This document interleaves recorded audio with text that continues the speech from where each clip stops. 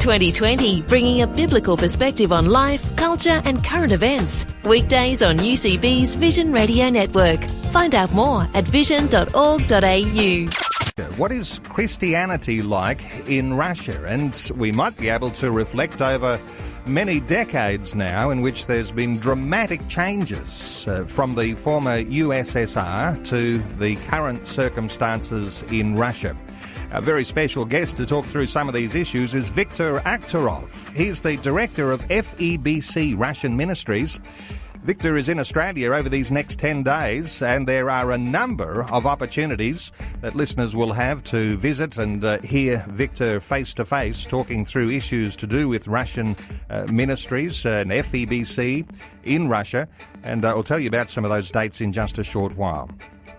Well, he's in Australia for the next 10 days, and what a great opportunity and a privilege it is to be able to hear his story.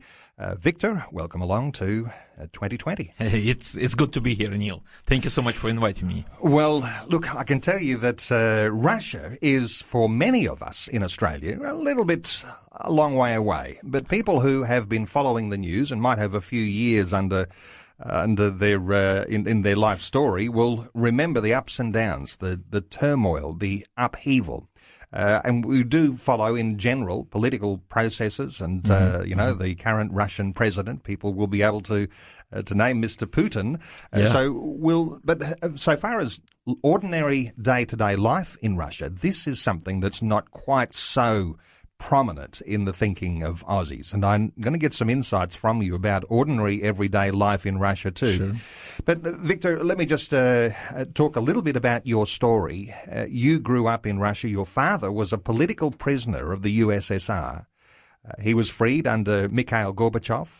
Then you guys moved to the US and FEBC, Christian Radio in Russia, played a huge role in strengthening your faith as Christian believers through a very tough time. Yeah. Tell us about those. When you live in a town, and for example, I was going to school, in my school maybe 1,000 people, students. I was the only Christian. I was the only guy who did not wear that red tie that identified you as a young communist, So it was interesting, We had a very small church, and we would hide from the government, from the police. We would go into a forest, and every time it was a different location. So you would go, and then the police would come, and we, the young people, kids, would run from the police. So it was exciting to be Christian in those times, and of course difficult too, because when I was 15, my dad was imprisoned. That was his second time. And he was sent to Siberia from eastern Ukraine.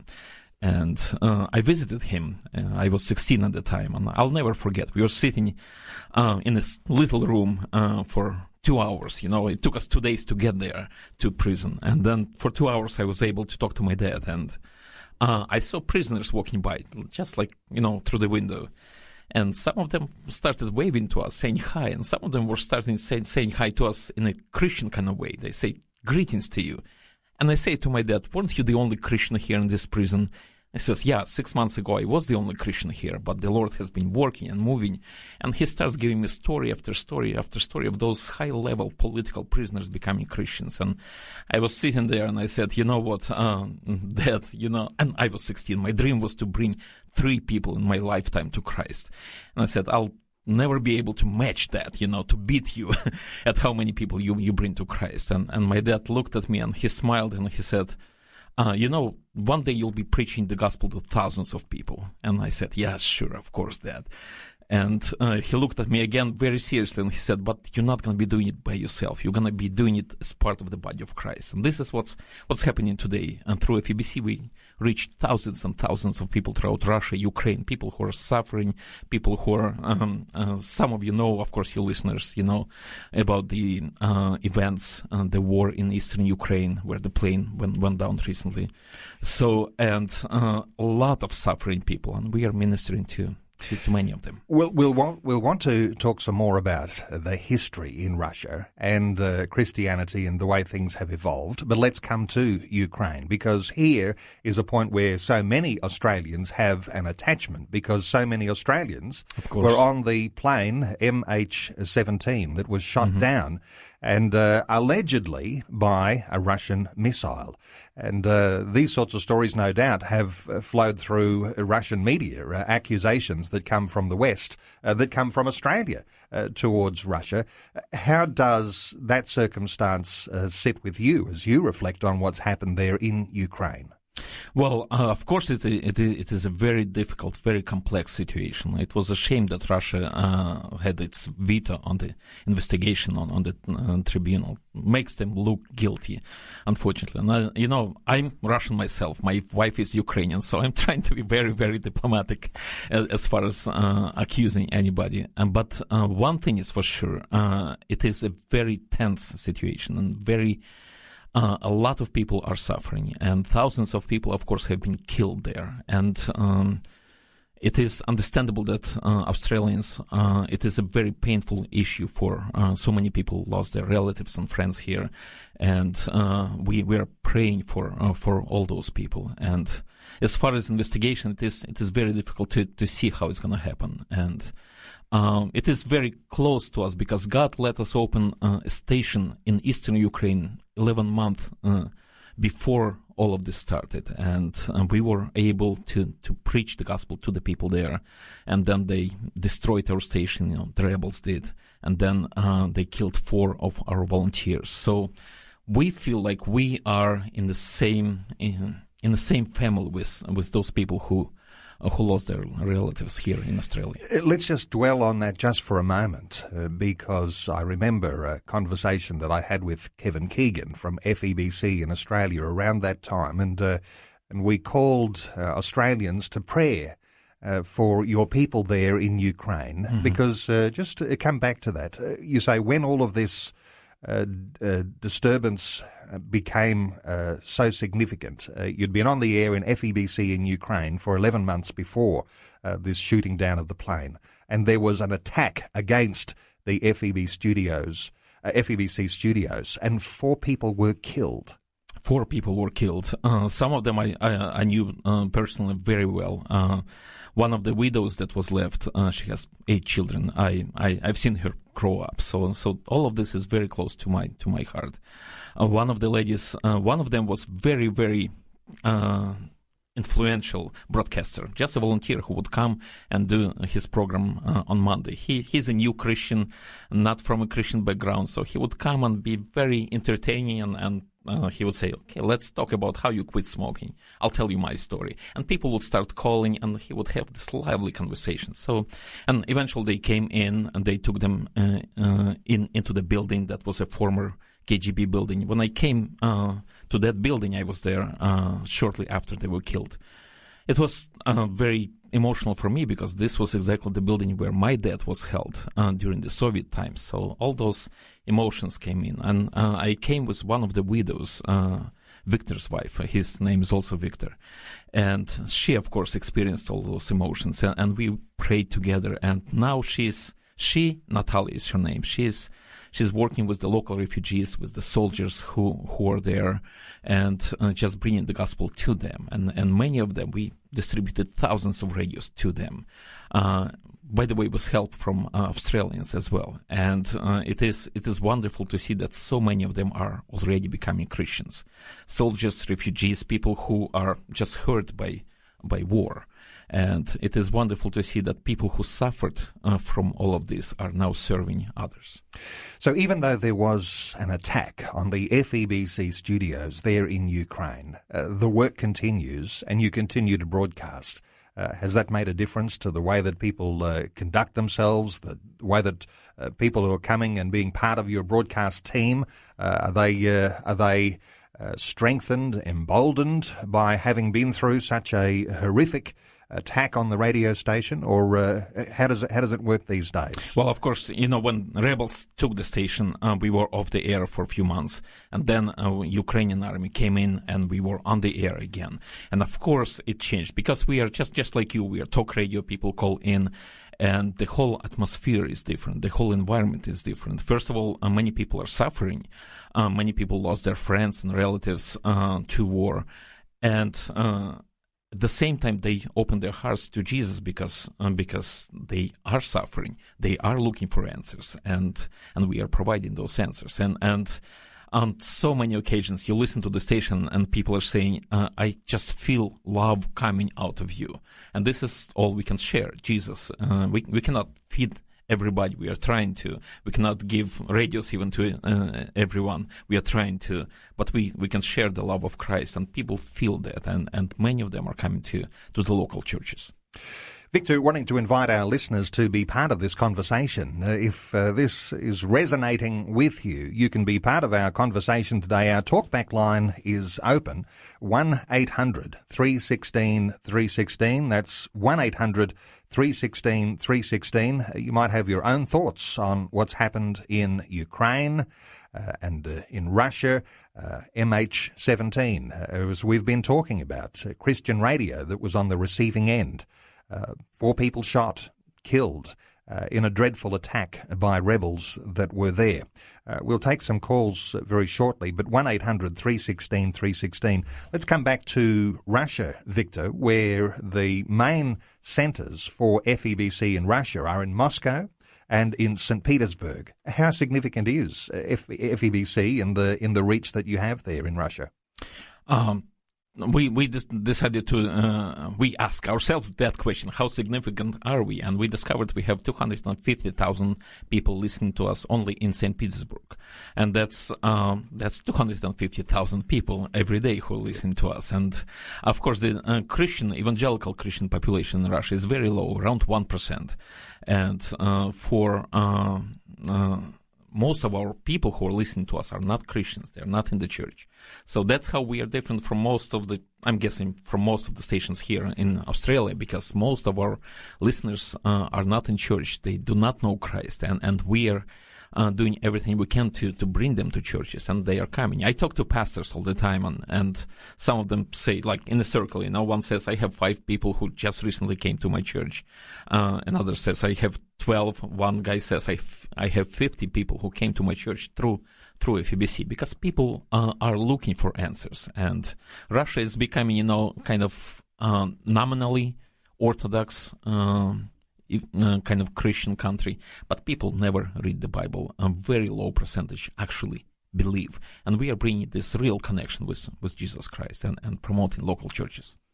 We are taking calls 1-800-316-316. Let's hear from Simon in the Barossa Valley. Hello, Simon. Welcome along to 2020. Yeah, thanks, Neil. Just wanted to ask your guest there, this is my personal belief. I believe that Russia's been type of crucified by some of the world leaders because they won't join the United Nations. And we know that there's a push for one world order. And a lot of this stuff that's going on with Russia, and a lot of Christians believe it, that the Russians are bad eggs and all this, but I believe the Russian people are good people. And thank you for saying that, first of all. Well, I know a fair few of them. There's a lot of them work here in South Australia, in wineries and that, and they're good, down-to-earth people. And what we hear on the news is nothing like what is actually going on a lot of the time.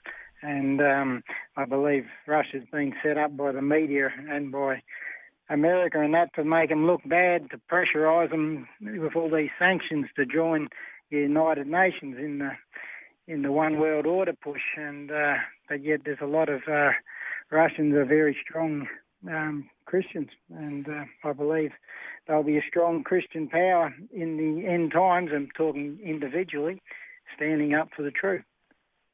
Yeah, well, thanks, Simon, for your call, and thank you again for saying that some of the Russians are nice, at least, So I told someone, I'm a nice Russian, and the guy said, well, this doesn't exist in nature, nice Russian. So it's good. It's good to see that some people still believe in us. And of course, we do not go into political issues. We are just proclaiming Christ, and you see propaganda on every side, and that's a given. You understand that, but Russia is becoming, unfortunately, more and more controlled, and we don't know what tomorrow will bring. Maybe it's the last time I sit here and I say that we have stations in Moscow and St. Petersburg because they're squeezing us out, and the political situation is becoming more and more tense. So it is worrisome, and we, for that reason, we appreciate your prayers.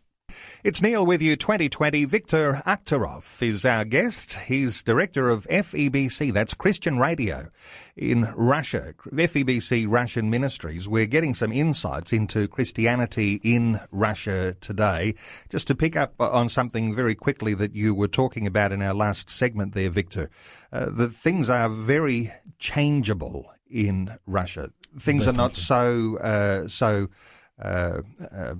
uniform, that what is happening today may be what will be happening tomorrow. How difficult is it to plan for the future when you know that things are so perhaps topsy-turvy, uneven? We were just going through our kind of training to see where we are going in the future. It is so difficult to plan because you don't know what's going to happen tomorrow. The level of propaganda on Russian TV, on Russian radio, secular radio, against anything Western, against anything evangelical is just staggering.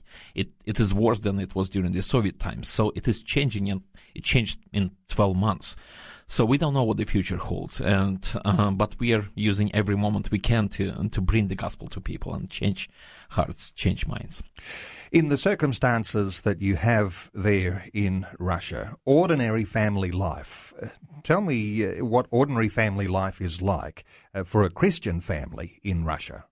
Well, for a Christian family, of course, many of them. Well, it is. We still have a lot of freedom. We still have freedom to evangelize, and it is very dear to me. And Christians in Russia are trying to do everything they can to evangelize. One of the ways they evangelize, they bring lots of people who are using drugs. Lots of young people, millions of young people in Russia are using drugs. So we create rehab centers for them, and in many of them we have FEBC radio playing, and I've had so many testimonies when you come to those centers, and one guy just hugged me and said, Victor, looking into my eyes, that Jesus loves me, that he loves me, and he was just looking into me, and sometimes we forget that he really does. The guy was out there on the street dying 3 days ago, and then he came in, listened 24/7 to FEBC, and was just changed. You see joy in his eyes. So this is one of the ways, and we use those social problems that unfortunately are there to bring people to Christ. Another one is our program to adopt kids. We have about 2 million children, and that's more than Russia had after the Second World War. 2 million kids who are social orphans. They have parents, but parents are, again, using drugs or drinking, unfit parents. So they live in these huge orphanages and terrible conditions. Let's dwell on that for a moment. 2 million social orphans, and you call them social orphans because of the dramatic problems that families are facing in Russia. And you mentioned the millions who are suffering under drug abuse. Also the alcoholism issue, you also mentioned that. These social orphans are because parents have lost control of what it is to be a parents. parent. Yeah. They just drink. And I hear story after story after story how those kids are treated. One guy was living in a doghouse actually for several months. Outside. He was 6. So and those kids are then government takes them away from families obviously, and they put them in those huge orphanages. And to make statistics better, and they close smaller orphanages and they create huge ones in the forest. And there is rape and abuse going on like crazy. You hear those stories, and what we are doing, we are trying to encourage Christians and just godly, normal people to bring kids out of those orphanages and into the families. And this movement began maybe 10 years ago. Nobody would adopt. You talk to a Christian in Russia and you talk about adoption, they would say, why would you want to adopt if you can have your own kids? So we help to have this cultural change, and it is real change. Now, almost all my friends have adopted. Almost all my Christian friends have adopted. And you see lives being changed, and those kids are just thriving. Sometimes we think of this proclamation of the gospel as being the highest ideal, and it still is the priority issue. but where we've got a social activity that's happening in the church, of meeting a community need that there is so obviously there in Russia, those go hand in hand. And we're not just talking about the salvation of a life, someone who responds to Christ, but we're talking about a whole life being changed, transformed. Total transformation. Let me tell you, let me give you a short story. I'm in Moscow, stuck in traffic. So I'm calling my friend, a pastor who lives there in that area. I say, how about I stop by, we'll have a cup of tea. And he says, I have a better idea. You go to my friend's house. This little apartment is one of those huge buildings, and they will be glad to have you. So we came kind of uninvited to this little apartment, and husband and wife. So they have tea, Russian cookies. Those are the best, by the way. So everything is there. They're so glad to see us. So we come in and they share their stories. First she began to listen, the wife, and she became a Christian right away. And she said just like that, I became a Christian right away because, I got it right away. And my husband, he's so stubborn, and she started praying for the husband. And she prayed and prayed for a few months, and the guy is a driver. He's driving a bus. He says, I never got into accident in 27 years. And she starts praying, I get into accident, break both of my legs. Here I am on the bed. And she's so nice to me, feeding me, giving me all the best food that I love. And she puts a radio kind of outside of my reach, but so I can hear it, I cannot turn it down. And he said, after 2 weeks of listening to FEBC, I decided to become a Christian, So we're having this wonderful conversation. And their daughter comes in and says, oh, hi, you know how teenagers are. She's 15. And they say, this is Uncle Victor. And she's like, Uncle Victor. They call us uncles, if you're over 40, you're an uncle. Yes, so yes. Hi, Uncle Victor. And I say, hi, Oksana, and her name is just like my wife's name, Oksana. And they said, this is Uncle Victor from FEBC. And this little teenager kind of freezes for a moment, and she looks at me, and instead of shaking my hand, she kind of gives me a hug, this awkward teenage hug. And she says, unfortunately, I cannot be with you for long because I'm late for the youth service. I have to run, but thank you for what you're doing. And she kind of ran away. And I asked the parents what just happened, And they said, well, after we became Christians, we continued to listen to FEBC. And you kept talking about adoption. And we are in our early 50s and we cannot adopt. So we decided to come to the orphanage, maybe help a little. We came, saw Oksana. She looked at us. We knew she's our daughter. And that's why she's thanking you. That's why she's giving you a hug. And I have stories like that from so many families. And this is exactly what you said. It's not just salvation. It's salvation and total transformation of life. You can be part of our conversation, 1-800-316-316. Let's take a call from Andrew in Beaudesert in Queensland. Hello, Andrew. Thanks for waiting on the line. What are your thoughts? I just had a question. I've heard in history about Zionism affecting Russian history in the early 1900s. I was just wondering if you had heard of that and whether there is any of it affecting politics in Russia today. And I know this Zionism came from, say, the Kabbalah and Talmud. Yeah. I can tell. Well, first of all, I'm not that old. Early 1900s, I don't really remember, But and I have a little bit of Jewish blood in me. Not so I don't consider myself Jewish, but. And by the way, we have a great evangelistic program for Russian Jews, and every month I hear testimonies about Jewish people becoming Christians, and that's just joy to my heart. As far as those theories, I don't know. I don't think.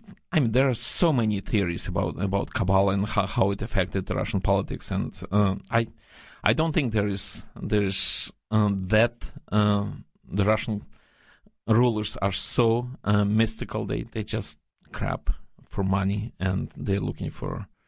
I can tell you that among Russian, just between you and me. So I hope no Russian generals from KGB are listening, but many of them are into paganism, and that's the new trend among the Russian elites. So I don't think there's a great influence coming from Kabbalah, though. Insights into Christianity in Russia today. You can be part of our conversation. The talkback line open 1-800-316-316. Viktor Akhtarov is Director of Christian Radio in Russia, FEBC Russian Ministries. We're talking through some of the issues and getting some insights. We're talking about the dreadful problem of drug abuse. You mentioned also alcoholism. Causing an enormous issue with social orphans and so many Christian families rising to the challenge and adopting these social orphans. These are not the only big challenges that are going on in Russia. We often reflect here in Australia about teenage suicide and suicide in general, but teenage suicide, a big issue in Russia. Yeah, Russia is unfortunately number one in the world. In teenage suicide, and we can spend the rest of the hour and the next 2 hours, no kidding, I'm going to be telling you story after story after story how people were of averted suicides because of FEBC broadcast throughout Russia. People who are disadvantaged, people who are disconnected, people who were kicked out of the family.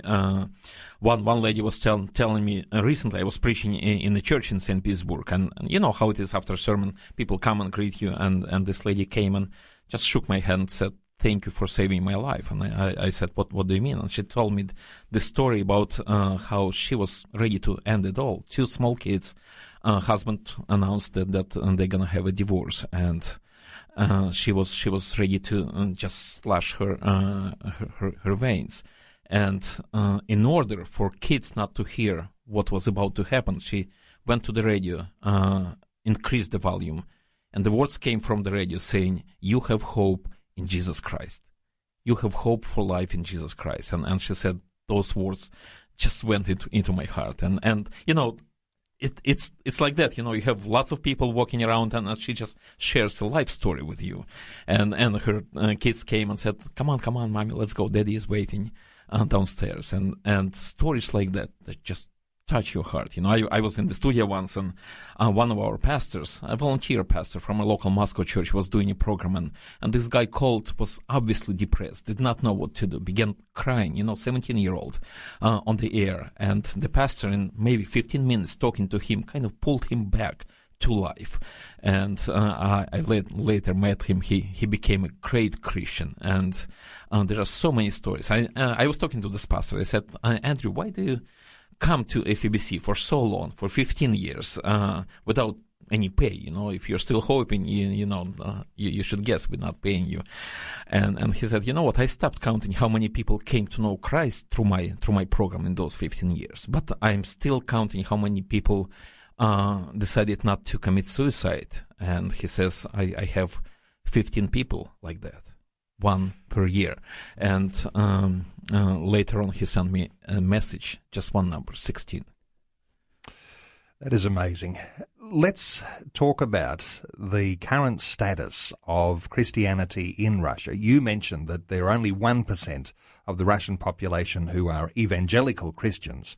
There'd be some others that come from Orthodox mainline denominations too. If you're reflecting on the broad cross-section of Christianity in Russia, what does it look like today? Well, unfortunately, the level of nominality in the Orthodox Church is very, very high.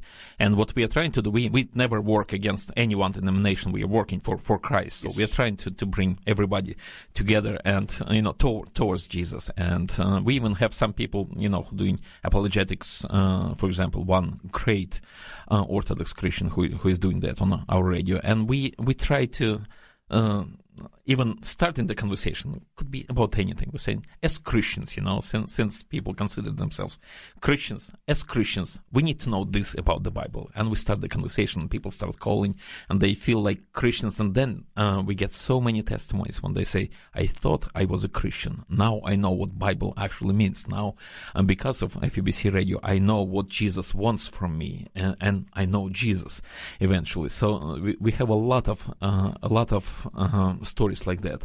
Unfortunately, percentage-wise, there are very, very few, maybe 5% of Russian population goes to church, period. Any church, any Christian church. So, and the Muslim population is growing, by the way, and they are I was recently, there was a crate. In St. Petersburg, we are located next to the mosque. And there were thousands of people for one Muslim celebration there. So I interviewed several young people there, and they told me that my Russian friends don't really believe. They call themselves Christians, but they don't really believe. We do. So it is the situation in Russia. And we have about 20 million Muslims and a lot of nominal Christians, and we are evangelizing both groups. Tell me about your president, Vladimir Putin. Does he have any particular attitudes towards Christianity?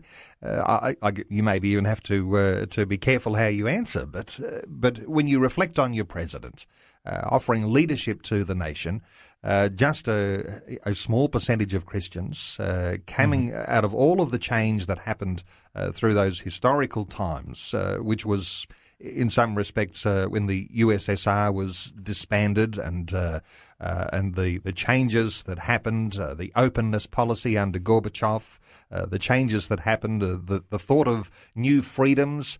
When you reflect on your president now, does he offer leadership that is open to Christian thought and action, Christianity, or is there a real difficulty there? Yes and no. It is a very complex situation. Of course, nobody knows the heart of the person, and he claims to be an Orthodox Christian. And even that is a great step, for us Russians. If your president claims to be a believer, that's great, to start with that. What's happening in the heart, I don't know. Only God knows. He's trying to bring Orthodox Church and as a national kind of religion, and he's trying to be careful about that. We still have freedom as evangelicals, but sometimes those issues come up, and it is difficult. So we, as a FEBC, of course, are very interdenominational and evangelical and interdenominational, but some of my pastor friends are complaining that they go through very difficult times, especially when things in Ukraine started to happen, and one of their leaders was an evangelical Christian, and Russians were just afraid. And through every church there was a police present there, the local attorney generals were there, and they were checking, being afraid of evangelical church, because we are seen as pro-Western for some reason. I was going to ask you, I can't really let that go, the relationship between Orthodox and evangelicals, and as you say, there is a level of suspicion against evangelicals because of a pro-Western perception. Where does that pro-Western perception come from? It's because somehow or other evangelical Christianity has a big image in, say, the United States? Is that where it comes from? Some of it, yes. Yeah. Of course, traditionally, Russia has been an Orthodox country, and evangelicals like Baptists have a history there of 120 years, so do different movements evangelical movements in Russia. But the vast majority of Russians feel Orthodox because they are Russians. So this is, the Orthodox culture in the country. And so it is difficult to say. We are doing all we can to make sure that we point people to Jesus. And respect our traditions. There's nothing wrong with the tradition, but you have to be able to connect to God in a meaningful way, and that's what FEBC is all about. We are trying to unite as much as possible. But those recently there was I was watching Russian TV yesterday and heard 3 different reports about so-called cults, and cults are evangelical Christians, and that's on main federal Russian TV channel. The sorts of things you're speaking to Australian audiences about over this next 10 days, what sort of main topics do you hope to be able to talk about when you're speaking this weekend, the Brisbane School of Theology, and on the Gold Coast and in Sydney? What sort of things did you come with a predetermined idea of this is what I want to be able to share with Australians? Well, first of all, I've never been to Australia. I'm enjoying Australia, so I like that. I'm glad that I came already. So, but I hope to bring the reality of what's going on in Russia to help people understand where we are as a church, what we are doing, and to bring people to Christ, and to see how how we can work together, because as FEBC Australia, they are helping us on a monthly basis, and if not for Australians, we would not have such an influence in the country. Of course, with evangelical population being around 1%, it is really difficult to fill the budget of the radio station. So a lot of people are supporting us with very small amounts in Russia and Ukraine. People are suffering really deeply, especially in Ukraine now, and Russian economy is going down. The ruble lost 70% of its value, and still people give us money because the lives are being changed. But we need help, and that help is coming from Australia too, and we are really grateful for that. Life, culture, and current events from a biblical perspective. 2020 on Vision. It's Neil with you. Viktor Akhtarov is our guest, director of FEBC Russian Ministries. That's Christian radio in Russia, because there is a connection here in Australia, FEBC Australia, and the website for FEBC, febc.org.au, and you can find out all of the dates where Viktor is speaking throughout Australia in his 10-day tour. Viktor, let me just come back to the value and importance of Christian radio in a nation like Russia. We know how valuable it is here in Australia, and we're overflowing our own shores into various South Pacific islands and Southeast Asia and up into Papua New Guinea.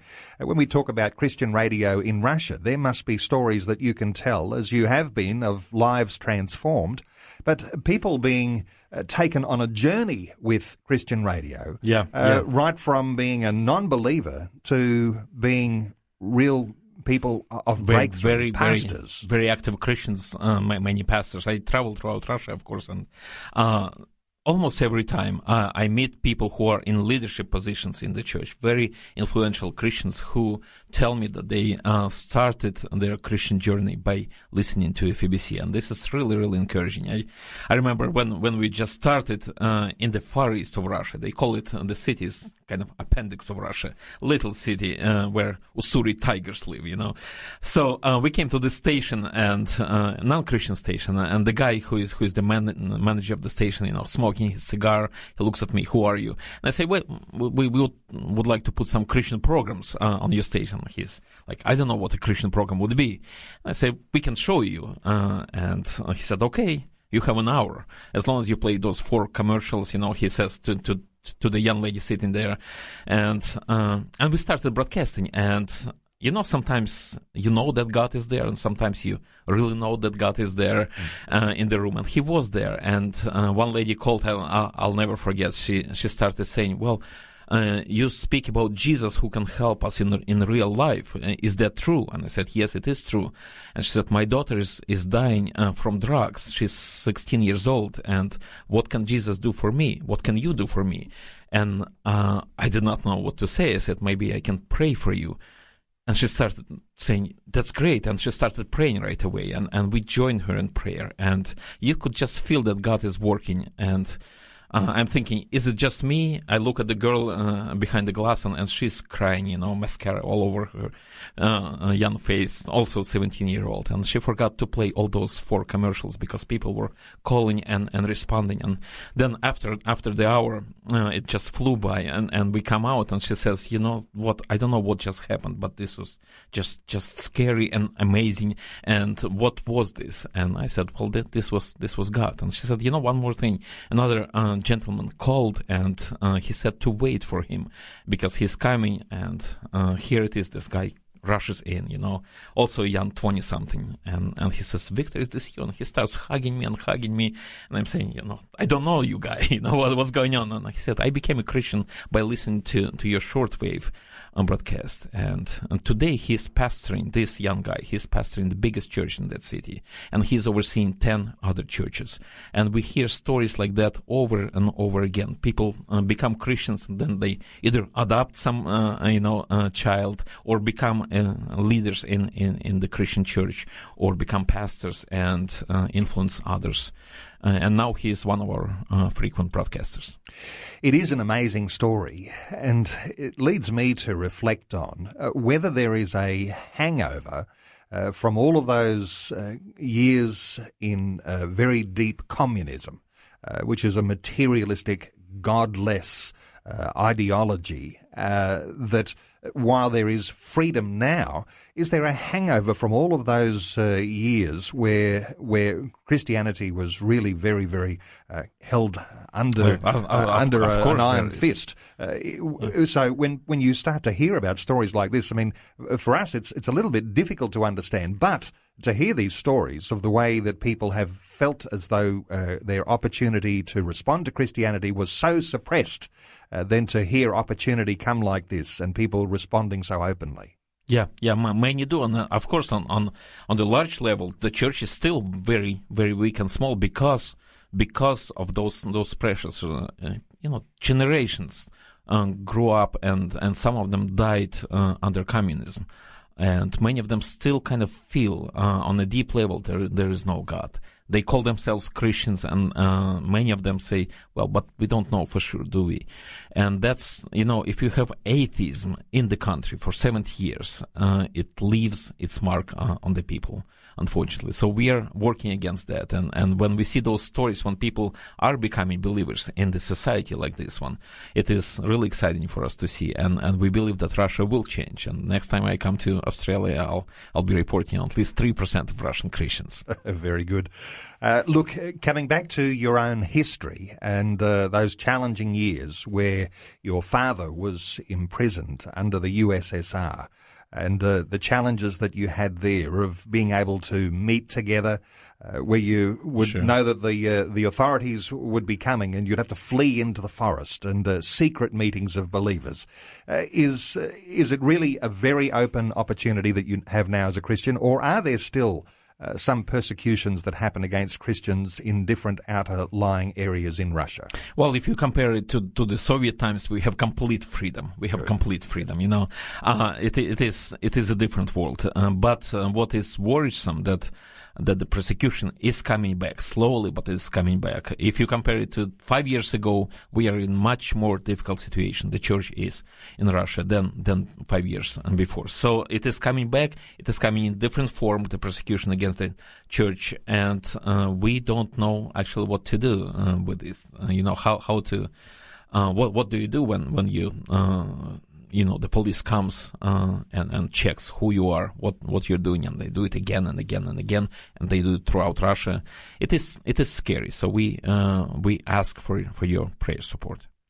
You also mentioned there were 20 million Muslims in Russia. Is there a growing issue with the rise of Islam that creates a lot of tension and difficulty and potential terror attacks? Of course, and we had a wave of terror attacks during the 1990s, and now what's going on is Moscow basically paying off the Chechen rebels. If you go to Chechnya, there's, you see new buildings everywhere.